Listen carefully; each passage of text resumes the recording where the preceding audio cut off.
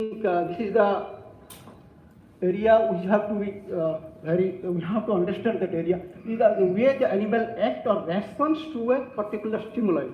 This stimuli may be anything. It may be from the companion bird or maybe from environment, from the people, or the bird. But chickens are very much adapted to the environment. If you are putting any chicken in any kind of environment, after few days they can acclimatize or they can become adapted to that environment. So this is the very beauty of this chicken. And if you will go, yeah, somewhere we missed. There's a lot of factors that involved in, yeah, this comes, associated with the behavioral pattern. It may vary from the birds to bird. That means genetics playing a role, environment is playing a role, age of the bird playing a role. They have a different perception, sense perception. Also, they contribute to the different behavioral pattern like hearing, taste, touch, and those sense perception helps them to avoid the predator, to make them escape from the predator.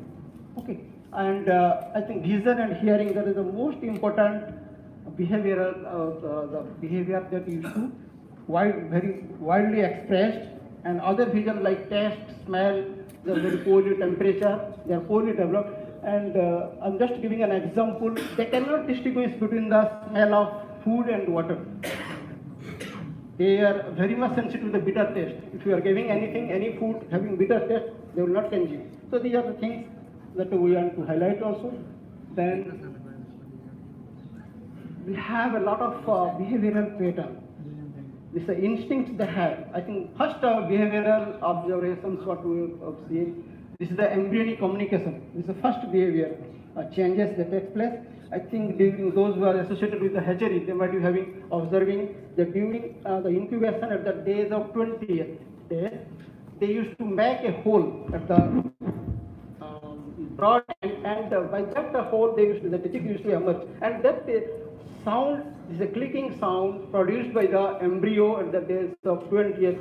This is the first embryonic communication. So once one embryo started clicking, that producing that sound, then all the embryo, they will just start producing that sound, and they will just know that it is a time to come out.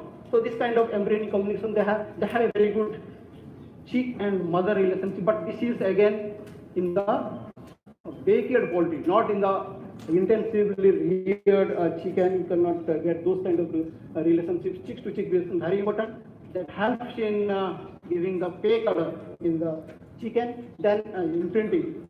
Definitely, because they are very much fond to a moving object. A chick, if you are putting and any moving object, the chick will presume that she may be the mother of the chick. Okay. So this again the mother to chick behavior that start very early. I think up to 10 or 12 days, the chick will be with the mother, and mother will be protecting those chicks, and they will be producing different kind of sounds like brooding sounds. They have a sound distress call. But those sounds are again different.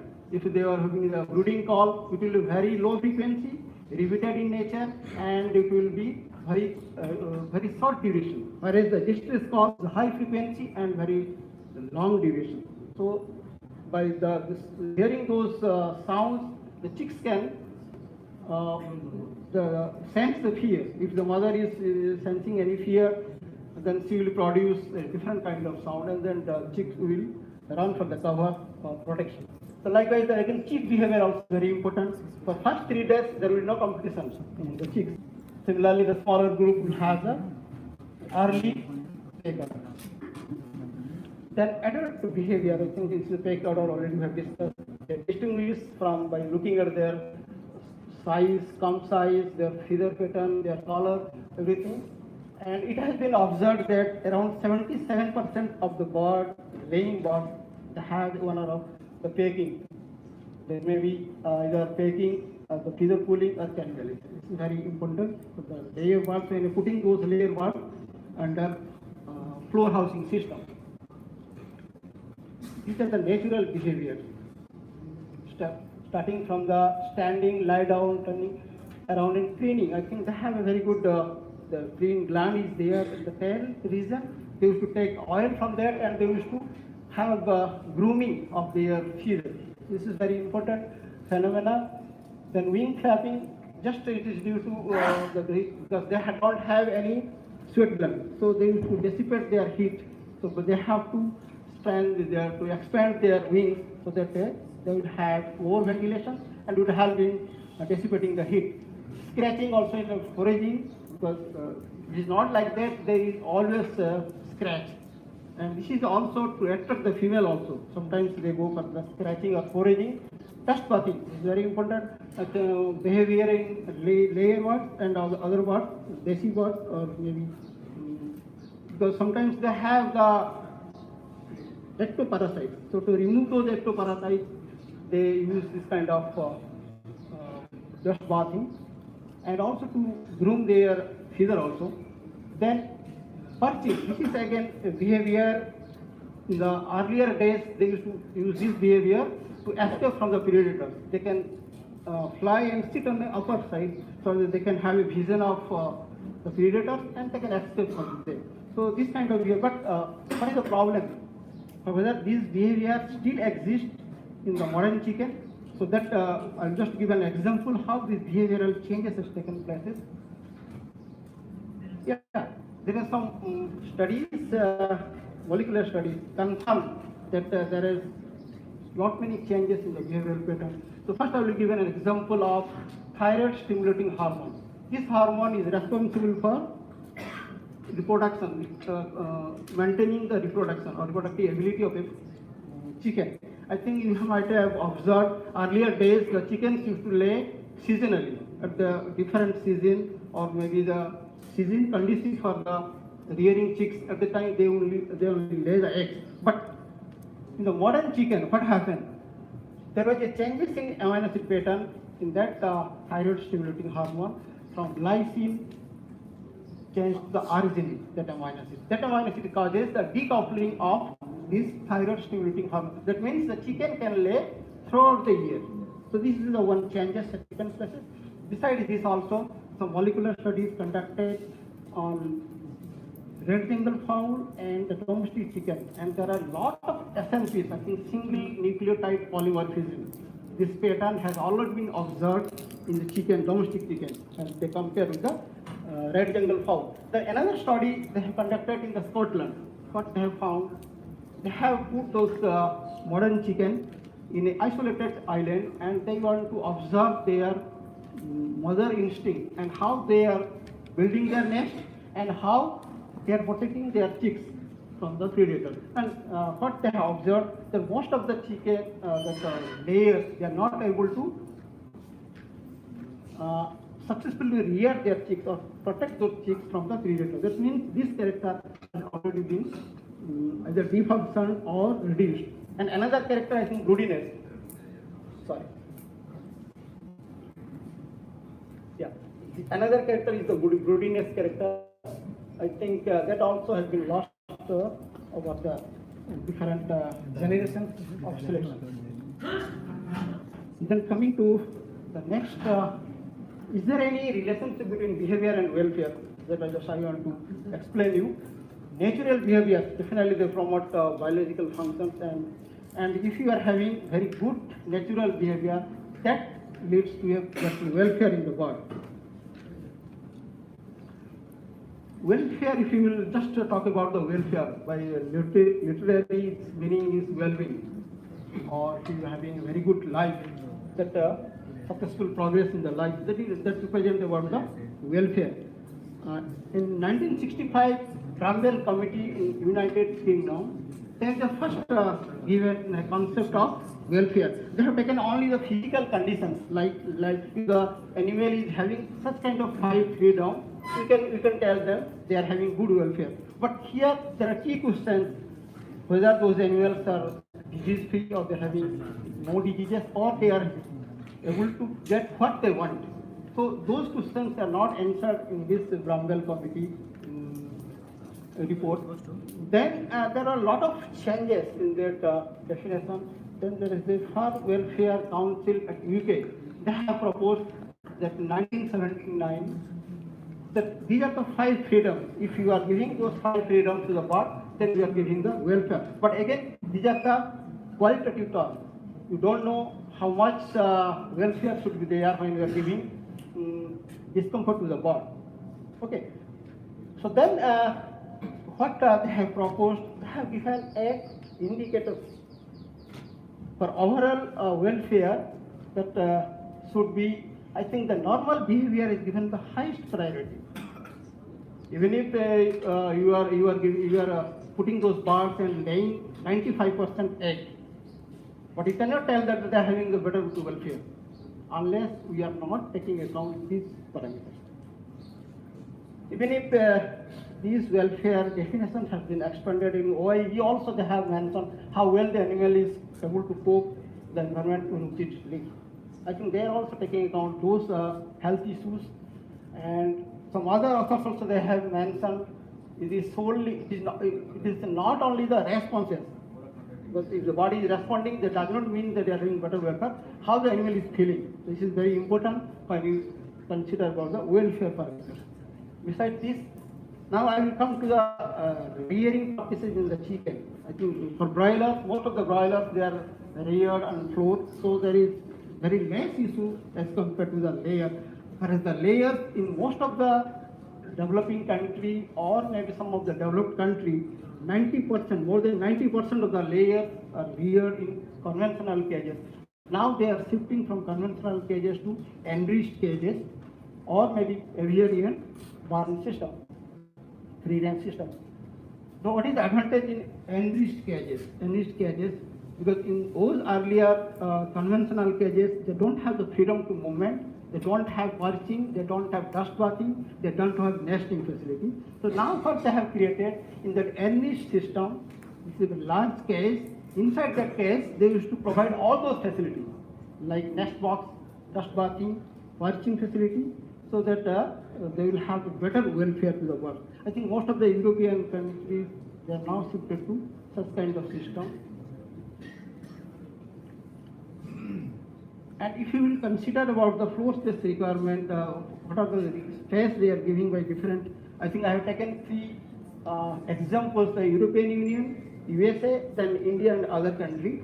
You see, only 550 before 2012, European Union used to give 550 square centimeter, whereas if you compare the India and other countries, it is only 300 to 400 square centimeter, half of a A4 size space. Imagine if you are putting a bird in a half of the A4 size space, then what will be the pit or PT situation to that layer. For the conventional cages, this is the standard, and we, of course, our Bureau of Indian Standard have some recommendations for different group of birds.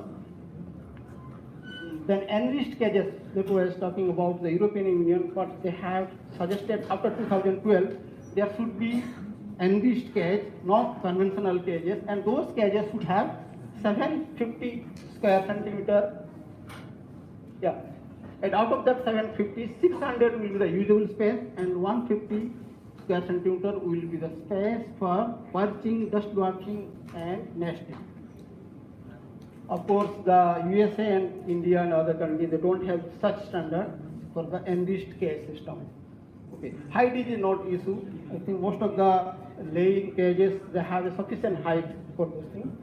Then in non-cage system, if you compare the non-cage system, again in the floor system, it is 1.2 square feet. In India, we are giving 1 to 1.5, but we don't have any standard for the multi-level aviary system. Where both the things, we have the full floor, we have the cage system in that aviary system of production. Free range also, we don't have any standard in India and other countries, whereas the European Union, they have some standards like you have to provide, you put 7 hair in a 1 square area. If it is an indoor and outdoor, it is around 10 square meter area. So this is about the floor space we are giving. What do they want? We are giving this much of floor space is not sufficient. If you see for the wing flapping, this is the highest floor space required by a bird. This is 1693 square centimeter. The second is by turn around. and if you are lying, you are standing, we are giving 300 only, 300 to 400 square foot. Then how they will stand? They will turn around in those spaces. Okay, this is very critical situation. I don't know in your country, Nepal, you have any animal welfare society or not, but in our India, we have an animal welfare board. They are after us. You have to put those birds in a very good rearing system so that they can have minimum or reasonable space for the movement of the bird. Because I have to hurry up, the time limit is there. And if you compare in the most of the Western countries, the top egg producing country in the world, I have given an example. China is only the country they are giving 70% only cage, and rest they are either free or free or bar on the floor. Whereas in the USA, India, Japan, Mexico, I think only Japan and USA they are providing some sort of non-cage free system. Otherwise, most of the chicken, layer chicken in India in the world are on only cage. Even if you will consider the European Union, which they have banned after 2012, there should not be any cage system, conventional cage system. They have to shift from either conventional to cage-free system or to the enriched cage system. Still, only Switzerland and Austria they are having cage-free system. Otherwise, most of the European country also they are having cage system. But these cage systems are enriched cage systems. Then what kind of welfare regulations we have worldwide? I think European Union already they have distinct welfare regulations for their birds. They have provided if you are putting those birds in an enriched cage system, then this will be a floor space like 750. Then they should have different, and there should be a grouping of 10 to 20 birds minimum. You have to put those birds in a group. Whereas if you go in big trimming, is a issue. In different countries, they have different laws for that. Some countries they have the big trimming, they have allowed, but it has to be done by some 10%. And others, I think Sweden and Norway, they have banned the big trimming. Likewise, in United States, also they don't have any size standard, but they used to have 430 square centimeter per hand. Then Southeast Asia and Asia, South American country, we don't have any legislation regarding rearing of the layers. But there is a diffusion in the welfare levels also. If you compare the organic standard is the best welfare. Organic standard, if you are we are rearing chicken in organic system, that gives you the best welfare, followed by private standards. Some of the companies like KFC, McDonald's, they have their own standards of rearing the layer birds or the chicken. So that comes second. Then European standard in the third, and third country. I think we are giving the least welfare to the birds. Again, this welfare is not like that. It is related to the income and of that country and the standards of living also. If you will see, just I'm giving an example, how they have analysis. They have a survey, and income level 5 means if you are having more than $30,000 US per annum income of that country, then from 10 to 20 to 30 it is 4, then 10 to 20 it is 3, then 10 to 5 it is 2, and less than $5 US, this is the 1, this is the income level. And what do you see? Only the Switzerland, a country where the income level is very high, they are giving 5 standard of welfare. The highest welfare they are giving. Others, just to compare, I think Japan, I'm sorry to say, they are having income level 5, but they are only maintaining the welfare level for 1. Even if USA also, if you will go for that, I think somewhere here, yeah, United States, it's only 2. And they are imposing on us, not they are, our welfare people, they are imposing that in India we are having only 1 income level, and we have to follow the highest level of welfare. This is a pity situation. Even what happened when the European Union shifted to those welfare, I think that the legislation of banning of the cages. So what happened? You see, there are a lot of problems regarding the production, employment. They have to import a lot of eggs. Just I will not go through the details, but there is a problem. If you will shift to those non-cage free system or conventional to enriched cage system, will definitely have lot of economic. Then you have to import a lot of eggs from other countries like this. So there's a lot of problems they have faced in European Union also. Just I will give you a bit idea about the welfare regulation in the broiler. I have already indications from our chairman. Okay, I will just to make it in 5 minutes. I will summarize these things. Then I will. Yeah, in broilers, I think only the density is a problem. You have to reduce the density, or as per your regulation, you can put the density. In India, we are only putting a density of around 20 to 25 kg per square meter. Whereas other countries, because they are having the environmentally controlled house, they can go for higher density, because we are the only open-sided poultry houses. Though we have some annual rules for the broilers also that we are following. Then these are major issues. There is heartburn, there is a leg problem, there is a breast blister, even if there are metabolic disorders. So these are some welfare issues associated with the broiler. Yeah, this is some pictorial. Then another this problem with the slaughter. When we are taking those birds to the slaughter, this is a very horrible situation. You can see how they are being transported. I think in a small cabin, we are putting a lot of birds, even if they are not able to stand up properly. So in that situation, and they have a lot of repercussions on their meat quality also. So I'm not going to discuss on those things. We have our transport rules. There are set rules. We are following that one. I think I don't know whether in Nepal we don't have such kind of rules or not. So I'm just keeping this one. Slaughterhouse also we have rules. Then why recommended there are. If you want to have a welfare assessment, so these are the criteria. We can have the welfare assessments like a good feeding, good housing, good health, good approved behavior. There are 12 points, and for each point there is a indicator or pointer. So by that you can judge whether those birds are under good welfare or not. Besides this also we have a lot of biological, hematological, then other parameters which can also indicate, we have also done a lot of study on welfare, how we can assess or measure the welfare parameters. So these are the things, I will just keep those things. Skeletal problem, health problem, if you are putting those birds under different housing system, then a lot of problems will be there. There will be a lot of mortality infection. If you are putting those birds under the floor system, there will be more infection, salmonella problem. So these are some issues with different housing system, pest parasitic load. Then there will be hematological, corticosteroid level. This is the one indicator of stress. So what we have observed that if you are putting those birds under the floor system, where there will be constant fear among the birds, so there is a higher level of corticosteroid as compared to those reared in the cages. This is a good indicator of stress, and I think this is a one plus point for the cage reared birds.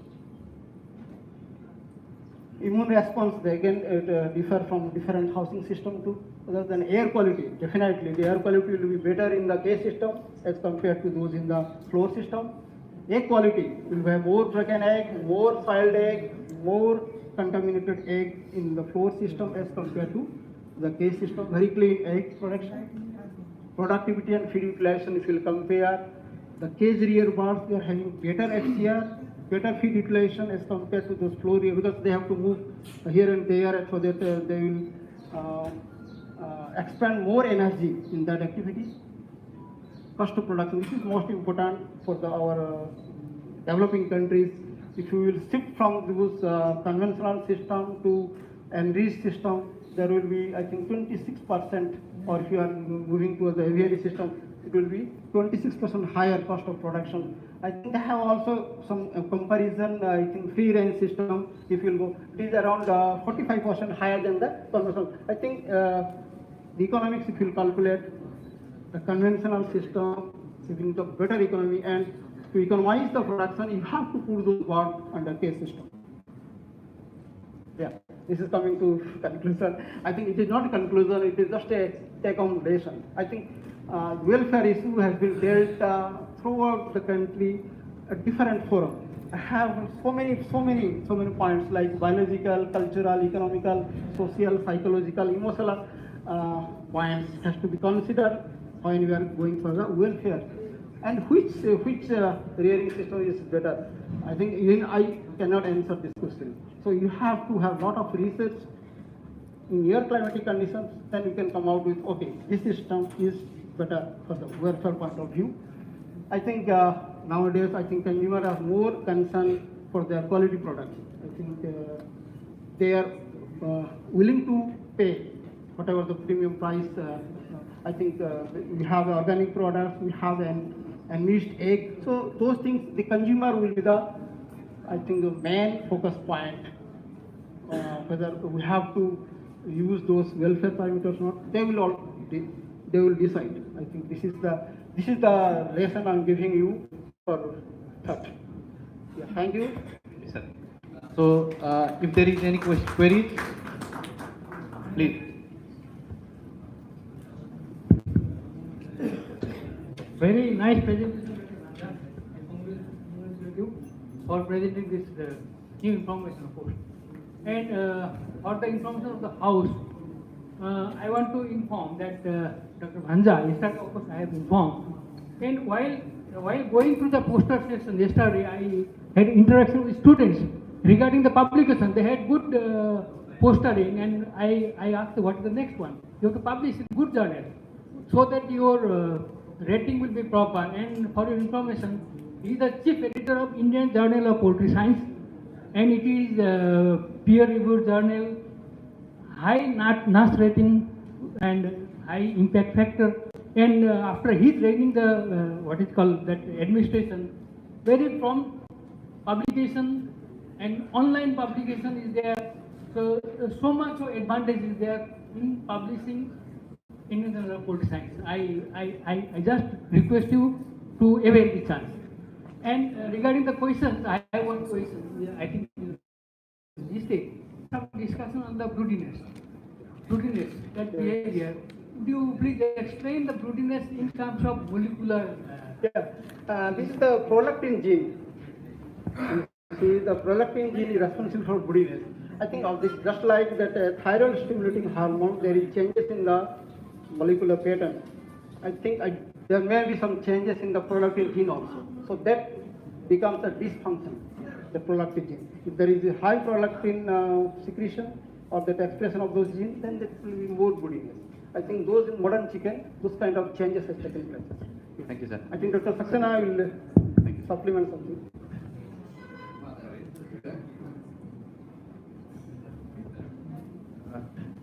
Dr. Bhanja has rightly said, prolactin gene, and there are a lot of papers which deals about the SNPs and polymorphism in this gene compared between native chicken as well as high-yielding chicken.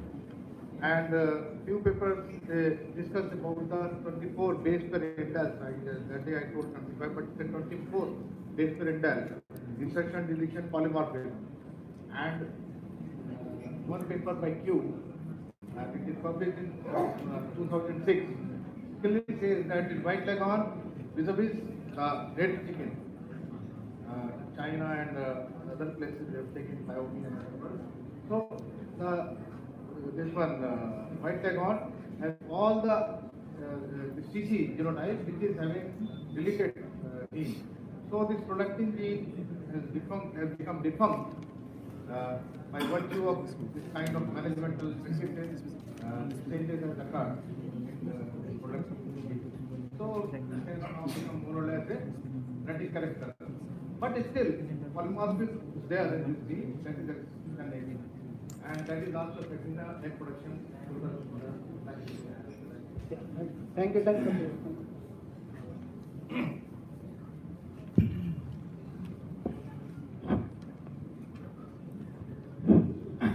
Thank you very much, sir.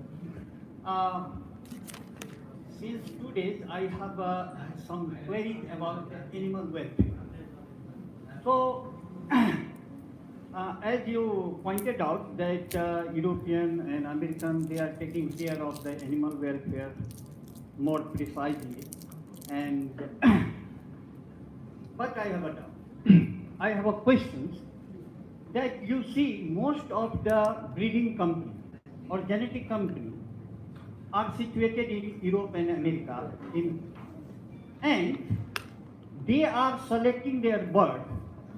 You see, by means they have decreased the day of broiler. You see here and herewise, and they are selecting all this chicken for more laying, more growth, and they are not yet considering the cardiovascular system. So day by day, the cardiovascular capacity is decreasing day by day. And that creates lot of problem. As I pointed out yesterday, also the ascites is one of the problem, leg problem is there. Then can you justify how they are taking care of the animal welfare? Whether these birds are suffering from more leg problem and more cardiovascular problem, then how they are taking care of the animal welfare? We are taking, means they are not taking care of this is not a way animal welfare concern. So that is my. You are absolutely right. You are absolutely right. What you are pointing out, because we are following their methodology, their standards in our country. I think the last in the lesson, take-home lesson, I have already mentioned. A lot of research has to be done in our climatic conditions, so that we can have our own data to support. Okay, so whatever you are telling is not right. What we are following, this is right. So we have to have a lot of research on that.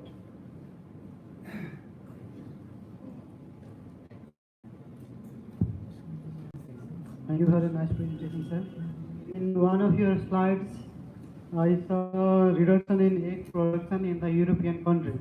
If the bird is laying egg, then how can we make the bird not to lay egg? If it is laying itself, then if we, Yeah, this is the question. Most of the time we get from the farmers. With this housing facility, they are getting more than 95%. Then how will expect that if we will provide all those facilities, it will go beyond that?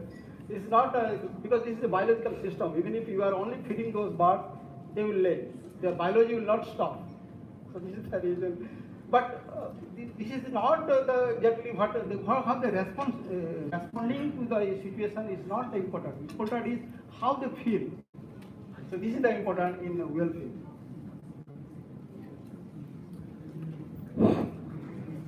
Thank you, Dr. Hamza, for very educative and informative presentation. When you said about welfare perspective being implemented by several countries in the world, unfortunately, Asia, the big giants, India, China, which actually happens to have more than 65% world population in the world, they have not been actually implying good agricultural practices. When actual animal welfare perspective is not taken care of, it means that good agricultural practices is not being done.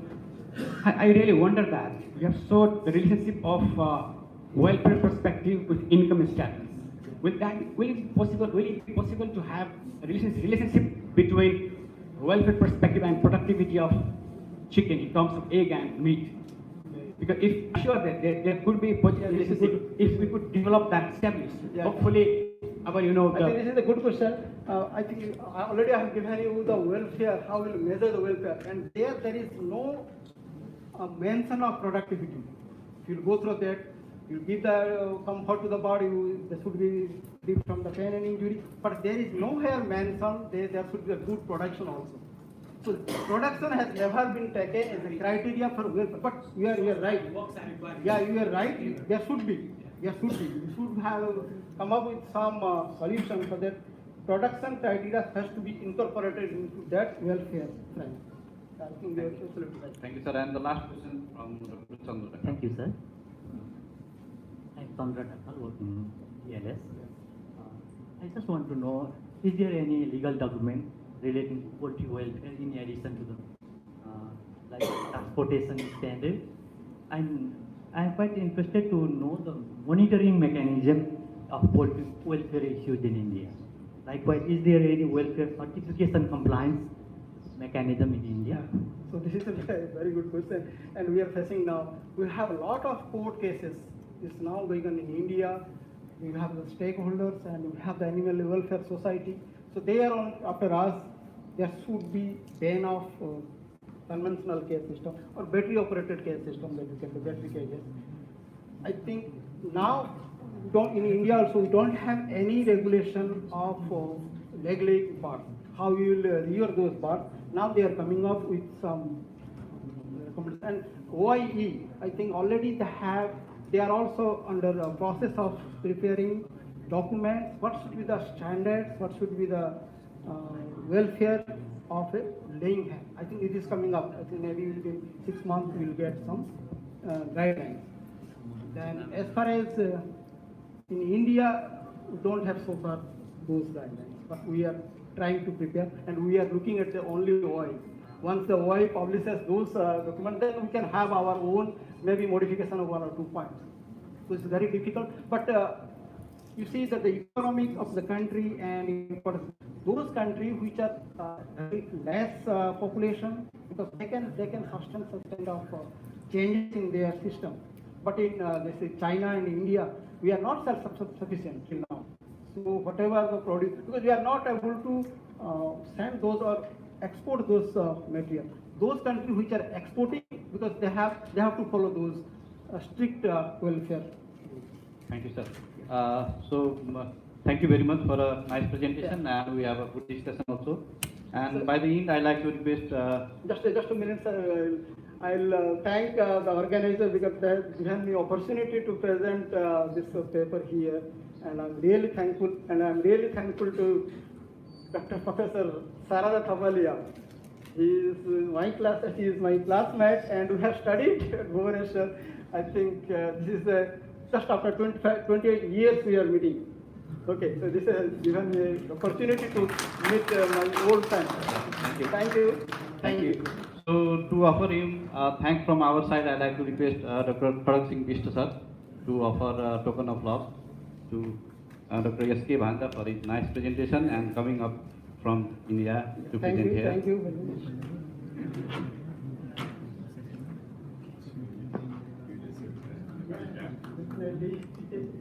This is honor for me.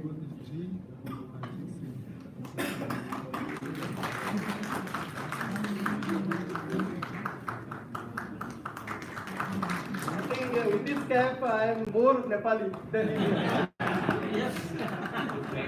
Thank you, sir. Thank you. Thank you very much. So for the next speaker, I like to request our elder, and his topic of presentation is family poultry, multiple system challenges and option for contribution to sustainable human diet through planetary health lens. And I think this is also the keynote paper. So she will be provided with 20 minutes and next 5 minutes for discussion. Okay.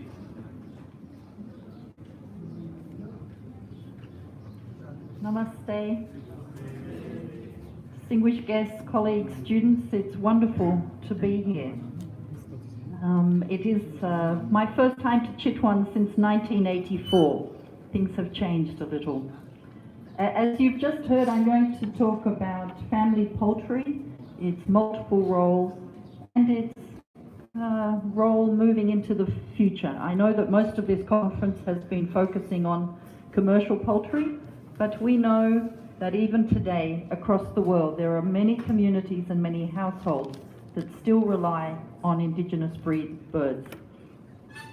I certainly want to thank the organisers for the invitation to be here with you and for all the support that they have provided to make this visit possible.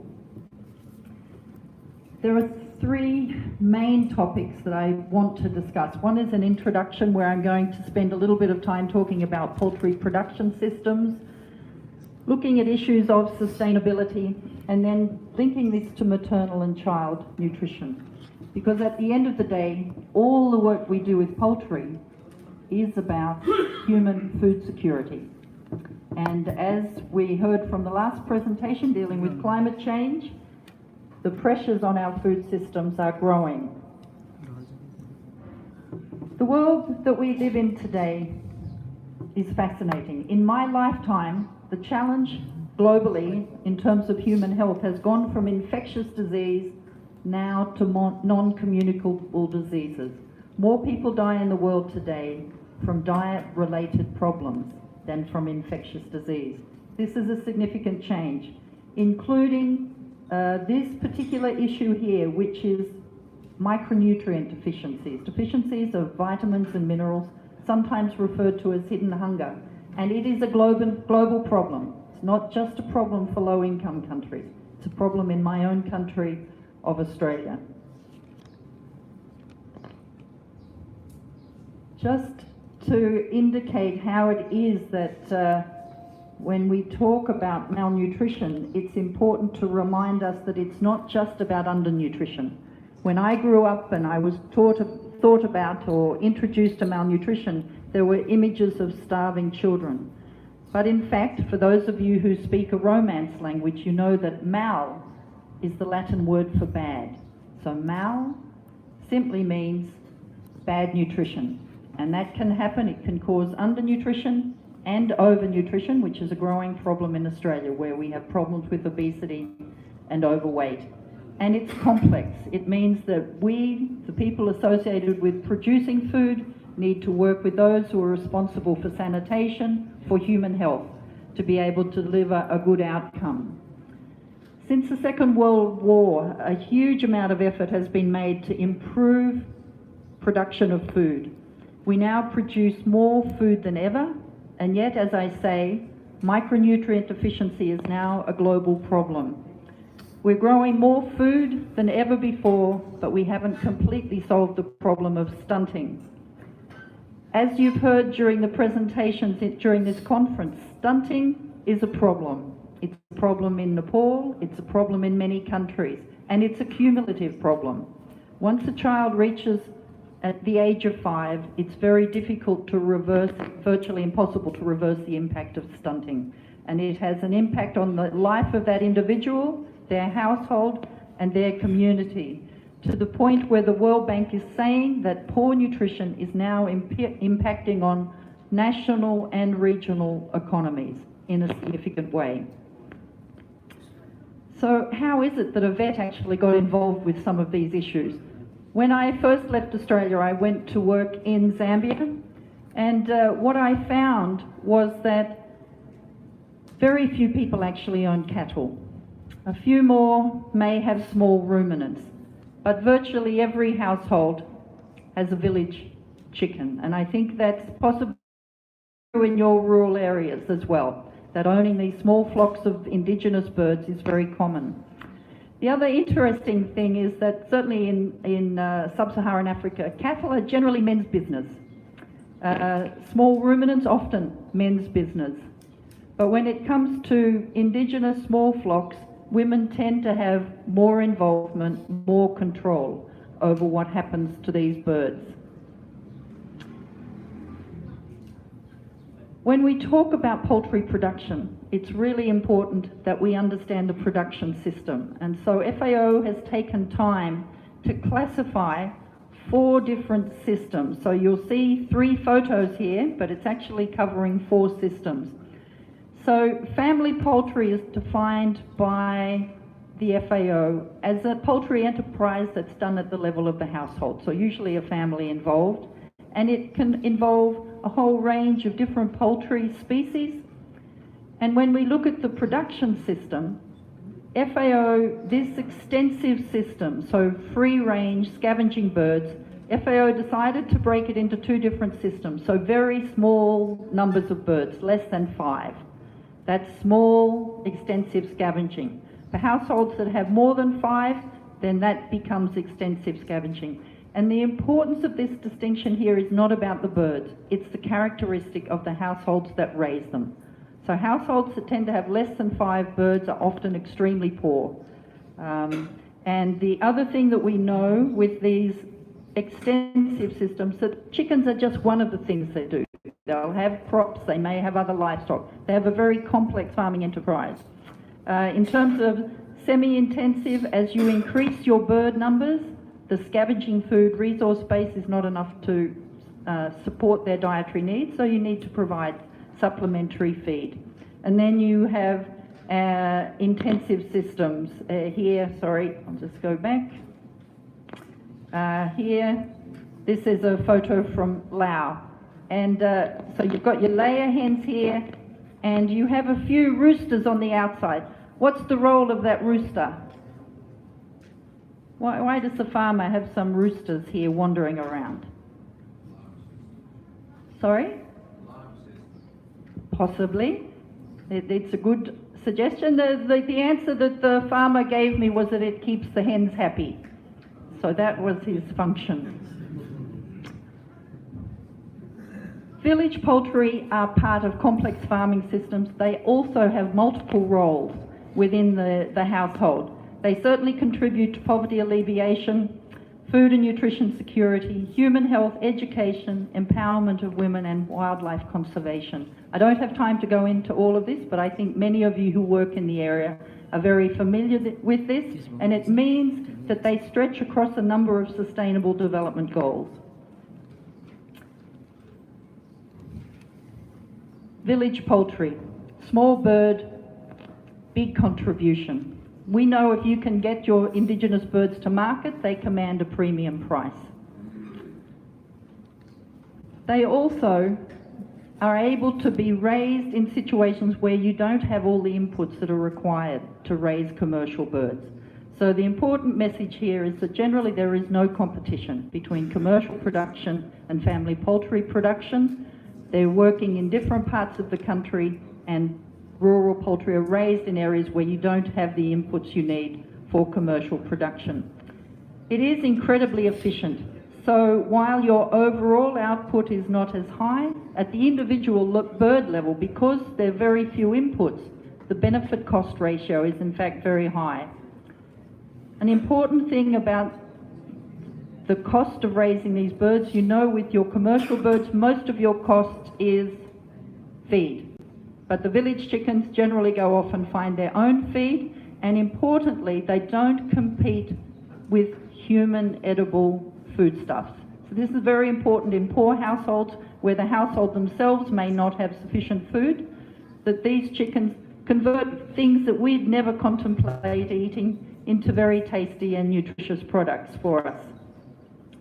They're very light, they're agile, they can fly, they can run, so they can get away from predators.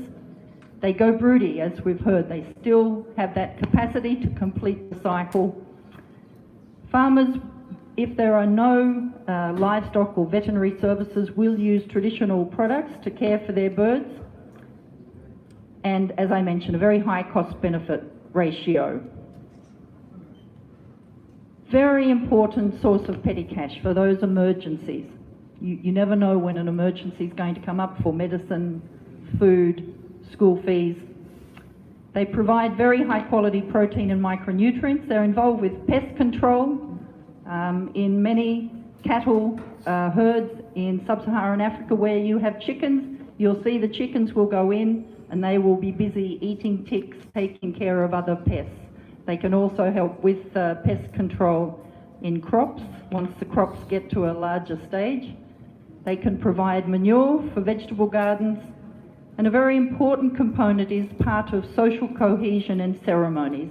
In most countries where I work, it is only indigenous birds that can be used in those traditional ceremonies, and that's incredibly important for various social functions, often owned or managed by women and children. Any idea what this young fellow's doing here? Can you see on the back? Can you see what's going on? So often these birds not only have to find their own food, they have to find their own water. So I suspect that maybe it's the water on the nostrils with a little bit of protein that's attracting. They get on well together. So if we think about poultry husbandry and how we do it sustainably, we're not only thinking about environmental sustainability, it has to be financially sustainable. Households that are vulnerable can't afford to take risks. So when we make a suggestion, it needs to fit within their production systems and within their financial and risk management capacity. We're very well aware of what you need, and that in terms of management, disease control is often quite important. Supplementary feeding, shelter, marketing, and group formation so that farmers can come together and minimise some of the either cost sharing for, say, purchasing vaccine or organising marketing. Very important that it has to complement what they're doing on the farm. I learnt this the hard way, that while birds may be important, if it's the start of the rainy season, nothing is more important than getting those seeds in the ground, so that when you're timing your intervention, it needs to fit with the agricultural calendar of the farmers. Improving animal health is a challenge. We know there are a lot of birds and there are insufficient livestock or veterinary officers in the field. So working with communities so that they become community animal health workers or community vaccinators is very important to ensure that the products that you need reach more farmers and that they're administered to healthy birds in an effective manner. Having good control of diseases such as Newcastle disease is also critically important. If we want to detect an outbreak of avian influenza, a farmer cannot pick the difference between Newcastle disease or avian influenza, and neither can we on clinical signs. So we need to be able to dampen down those high rates of mortality. And it's important that we think about animal source foods. Mostly when my human nutrition colleagues talk about animal source food, they mention protein. But I believe that they're missing the point. Yes, with animal source food, you get the mix of amino acids that are the right mix that complement our structure, but you also get essential micronutrients, vitamins and minerals in bioavailable forms. So you get that high quality protein with the right amino acid mix that overcomes the problems of missing amino acids in some of our cereal products. You have a range of micronutrients such as heme iron and preformed vitamin A. What's interesting is that if you have a small component of animal source food in your diet, it will also enhance the uptake of non-heme iron, so that it means that all the food that's being consumed is going to be absorbed and utilised more efficiently. It's also very high density, so for children with small stomachs, pregnant women with limited gastric capacity, they get a lot of nutrients in a small amount of food. If we think of content, and in this case vitamin A for a breastfeeding mother, you have options. You can use cooked spinach where you can eat 148 grams, enough for the mother to get her requirements for the day. You can have orange sweet potato. You can eat a lot of papaya.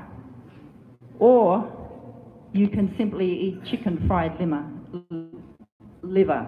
So 9 grams is a very small quantity. So the woman would eat more than that, and it means that her requirements will be met for a period.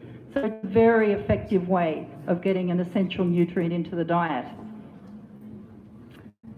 Another illustration, in this case looking at iron. If you're looking at a woman of reproductive age, you can see a range of different products here that are required to be able to meet your iron requirements.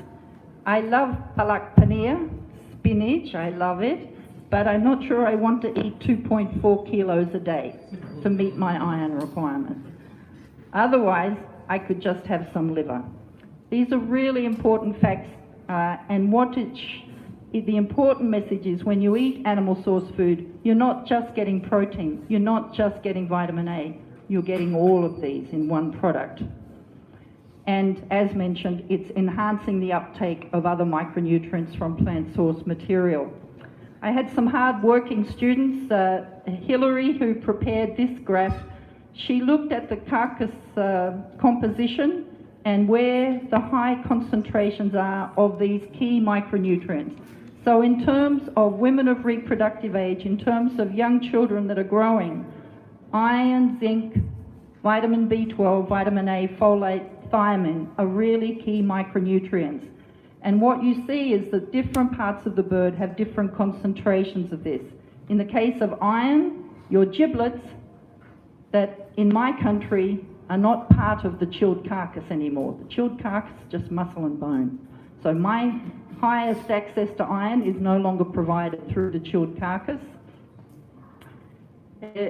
sorry, if you look here at zinc, you can see the muscle in the hindquarters. Giblets do very well in terms of our vitamins, the breast for thiamine, protein and energy.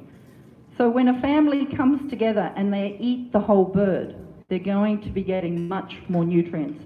I understand it's a problem for some of our production systems. We're worried about the quality of liver, but really it's our job to ensure that when we produce birds, that possible contaminants of that liver, aflatoxins, other contaminants, we do our best to reduce those problems so that we can use the whole carcass, because they are a vital source of key nutrients. This is just looking at costs now. If you're a poor family and you have to buy it, if you eat a whole chicken or you eat a frozen chicken, this is looking at the quantity of nutrients per US dollar. So for the whole chicken, you see that you get a much better coverage of nutrients per dollar when you eat the whole chicken. And if you look simply at giblets that in my country are now rarely consumed, they are in fact a fantastic and very cost-efficient source of these key nutrients. We're limited for time. I'm happy to have email exchanges with you. We have quite a bit of material that we'd be happy to share with you around extension messaging, around linking good nutrition for children with good nutrition for chickens. And women, as they go and they're going for their clinic checkup, it's an ideal time to have a discussion if your extension workers are able to sit with women while they're waiting, talking about nutrition for their child, as well as improving the nutrition and health of their chickens. It can often work very nicely together. In many countries, we have a phenomenon where women who are pregnant are recommended, encouraged by older women, by grandmothers, by their mothers, to avoid certain rich food, because there'll be various traditions as to why they shouldn't do it. It's likely that the concern is that if the mother eats too well, her child will grow well and she will have a problem during delivery, during labour.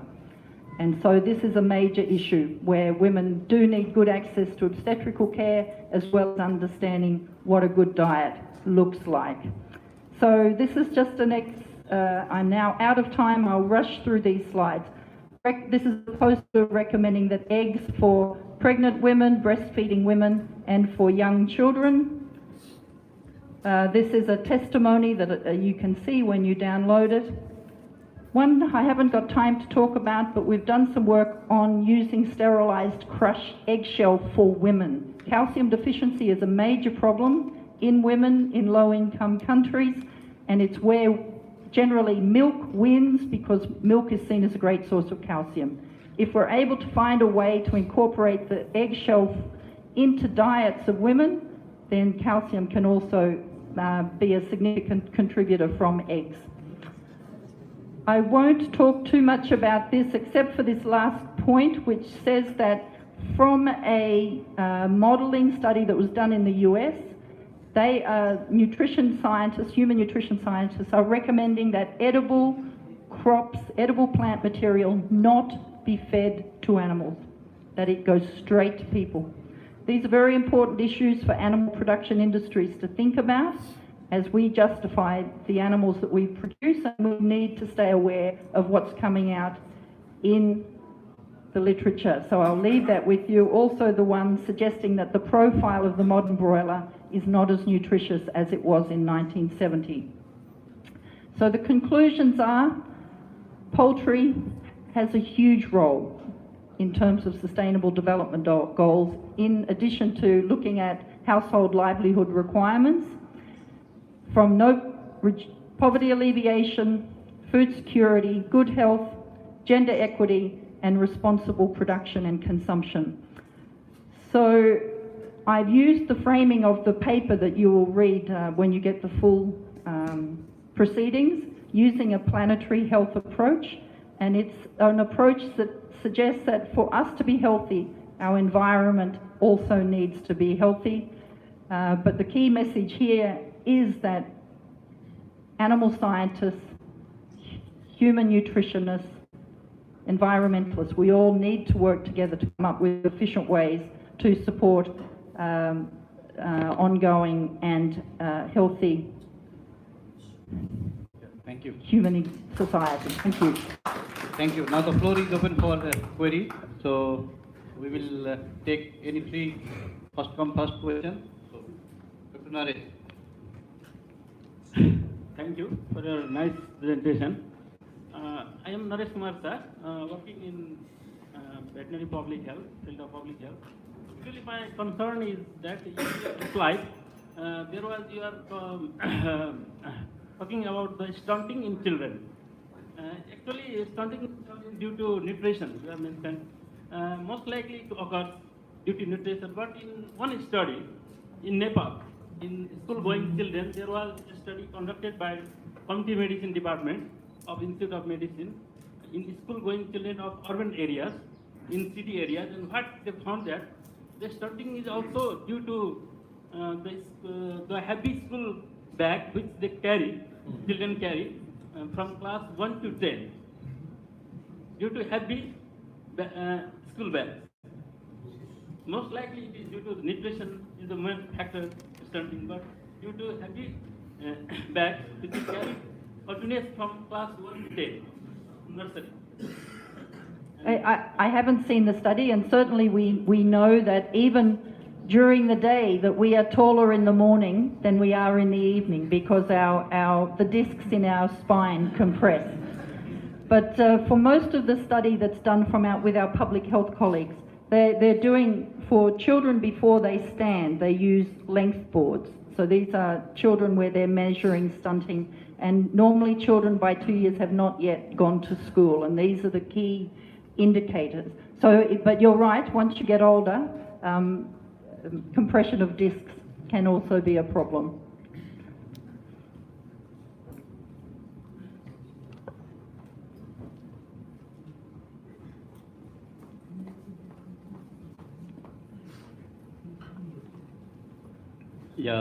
I am Professor Bhumi from the Forest University. Very nice presentation. Thank you very much for such a beautiful, informative presentation. Very interesting thing, like you showed the consumption of eggshell, right? So I wonder, what about the bioavailability in the case of human beings? Do you have any data about that? Yes.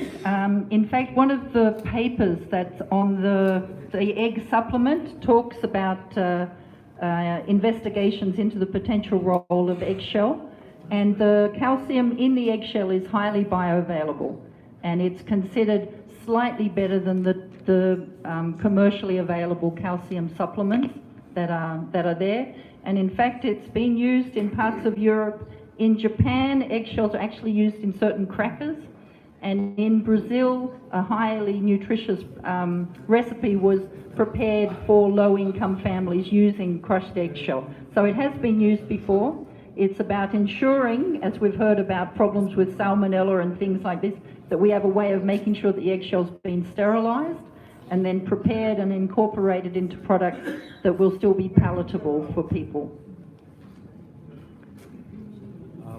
Thank you. So I think there is no any more questions. So I'd like to thank Dr. Elder, and I'd like to request our respected Registrar Sir, Professor Manraj Kalakspati Sir, to provide token of love to her.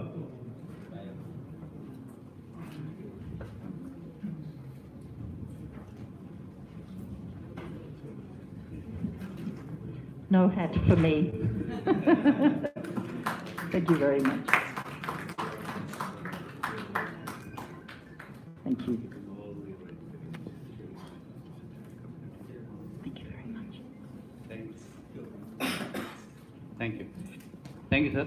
So our now next presenter is Dr. S.P. Nyopane, sir, and his topic is on backyard poultry production, prospects and challenges, both at implementation and policy level in Nepal.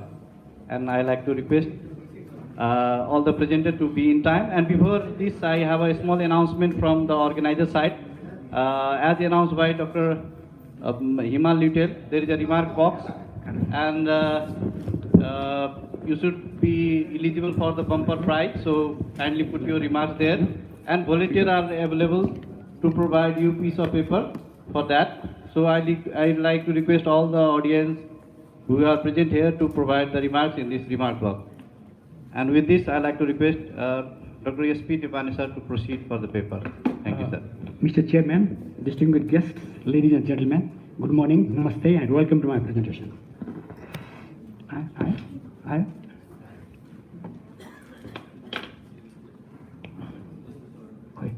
I can't find. Quick. Okay, all right. So, this morning I'm going to talk about backyard poultry production in Nepal and the major prospects and challenges to make the system sustain and be able to make it more productive. Okay, so basically my skeleton, my subtopics for this presentation would be, I will be talking about background, and then features and characteristics of backyard poultry or free range or local chicken productions or extensive productions, and the prospects, constraints, challenges, and actually how we should go ahead about making it more efficient. To begin with background, you indicator la गर्ने कुन चाहिँ हो कुन चाहिँ तो यो माथि यो हो देखिदैन त खोइ खुद देखाउनु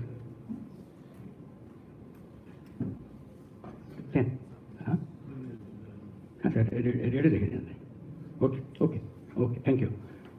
So the contribution of agriculture to national GDP is 33%, and within that, actually livestock contributes 27%.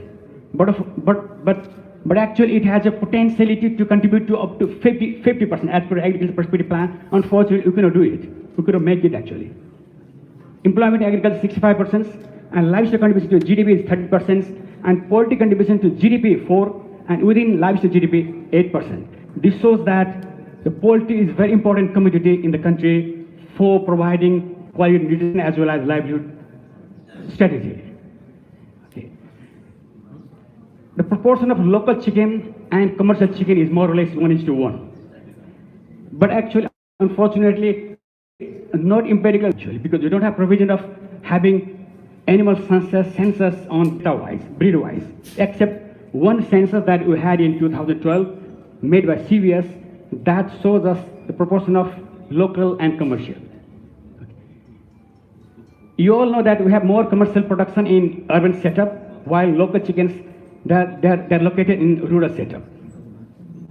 And among free range or backyard poultry, 90% breeds that comes from local chicken, which is of course Sakini, Pankurde, Ghatikhuli, and some crossbreds with the New Hampshire and black Australorp in the country.